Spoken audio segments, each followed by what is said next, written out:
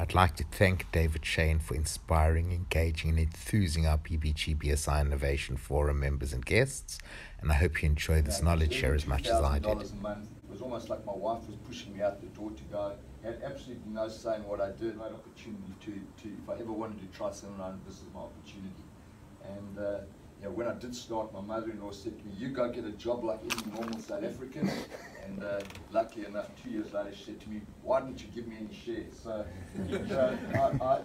as I say, a lot of luck along the way. Of course, everyone says to me, "Dave, you worked hard." Of course, I worked hard. But there's so many people who work unbelievably hard who may not have had the same success that I had.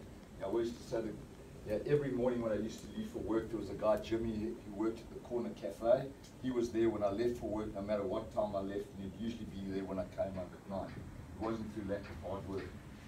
Third of all is focus. I absolutely believe you've got to be, I always say focus is a one-eyed dog in a meat factory. Really, really understand what you're doing. And if you look at one of the amazing success stories in Australia today, if you look at Afterpay, I'll never forget, I stood on a platform with Nick Molnar, and Nick said, all is what we care about is $1,000 and under.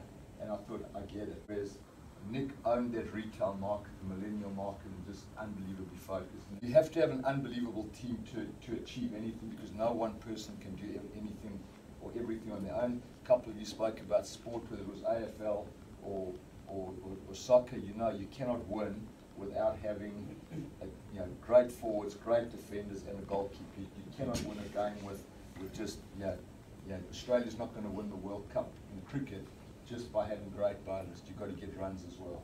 And finally, what I love about what I do today is being involved in venture capital, is you deal with founders who have just unbelievable purpose, passion, and persistence. And the winner in the category of non-manufacturing, from Comtech Communications, David Shane.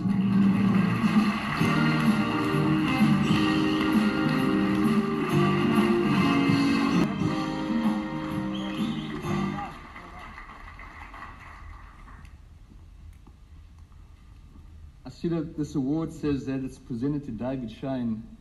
And I really do believe that this award doesn't belong to me, it belongs to 85 people. Without his commitment, support and dedication, I don't really believe that this award would have been possible. I also think that we have a supplier who I think could have easily taken a lot of easy ways out and decided to give a distribution agreement to a very persistent ethnic migrant.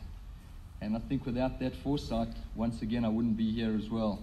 I think I have another partner here today who's also put up with 18-hour days, and I think my wife has really helped out in making me achieve this award. So I really appreciate everything that everybody's done.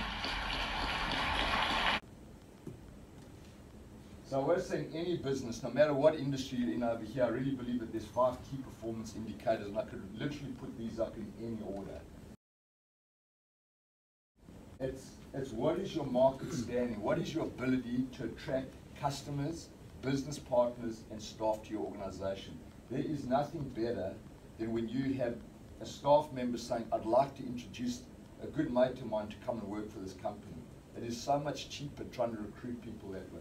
There's nothing better than saying, if you want it, we have a venture capital fund, and the first thing I say to anyone who's pitching to us, if we want to invest in their business, say, there's 10 companies that we've invested in.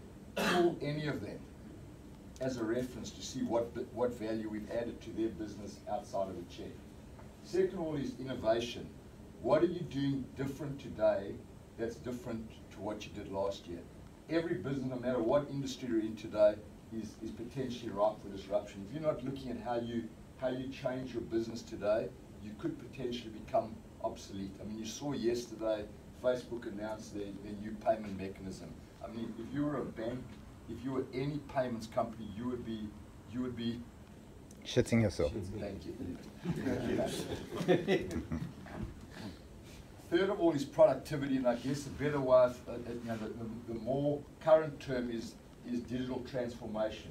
How you make it easier for your staff to work in your own organization, and how you make it easier for your customers to do business with. I know someone said that, and I mean, I am an accountant, but you wouldn't want me to do the books, but I do know that eventually every business has to generate cash flow and has to be profitable. I know there's certain businesses today that, you know, that kick off and some amazing businesses like Amazon, like Facebook, like Google, who may not have been profitable when they kicked off, but they absolutely had a path. And you know, today those organisations, as we all know, print money. So